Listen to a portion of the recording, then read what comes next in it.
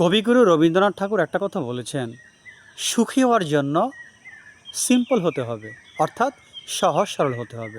কিন্তু প্রশ্ন হচ্ছে, সহজ সরল হওয়াটাই হচ্ছে একটা কঠিন কাজ। আমরা সবাই জানি যে চাহিদা কম হলে, লোভ না করলে, দুনিয়াকে ভালোবেসে না বাসলে আমরা সুখী হতে পারবো। আমাদের চাহিদা কম হলে, আত্মতৃপ্ত থাকলে আমরা সুখী হতে পারবো। সিম্পল জীবনযাপন করলে আমরা সুখী হতে পারবো।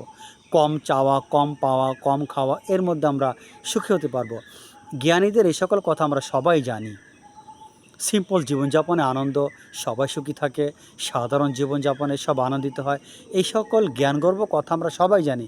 এটা জানেন না এমন কোনো ব্যক্তি কম আছে। একজন মূর্খ ব্যক্তি কিন্তু এটা জানেন, সহজ সরল কম চাহিদার জীবনযাপনই শান্তিময়। অল্প চাওয়া, অল্প পাওয়া, অল্প খাওয়া, অল্প বাসনা, অল্প কামনা, এর মধ্যে শান্তি আছে। এটি সবাই জানেন। কিন্তু প্রশ্ন হচ্ছে, এটাকে পালন করাই হচ্ছে কঠিন। এই সিম্পল হওয়াটাই কঠিন। আপনি জানেন যে সিম্পলের মধ্যে শান্তি আছে, সাধারণ সহজ সরল জীবনের মধ্যে শান্তি আছে, কিন্তু কঠিন কাজ কোনটা জানেন? এই ধরনের জীবনযাপনকে বাস্তবে রূপদান করা। আমরা সবাই এই জ্ঞানগর্ভ জানি, কিন্তু আমরা কয়জন চেষ্টা করি সিম্পল হওয়ার জন্য?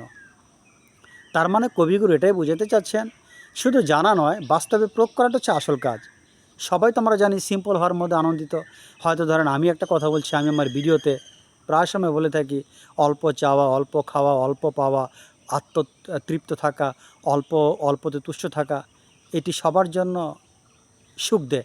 এখন আমি এই কথাটি প্রচার করে বেড়াই আমার ভিডিওতে, বাট আমি নিজে যদি এটাকে প্রয়োগ না করি, এই জ্ঞান আমাকে কোনো কাজে দিতে পারে না।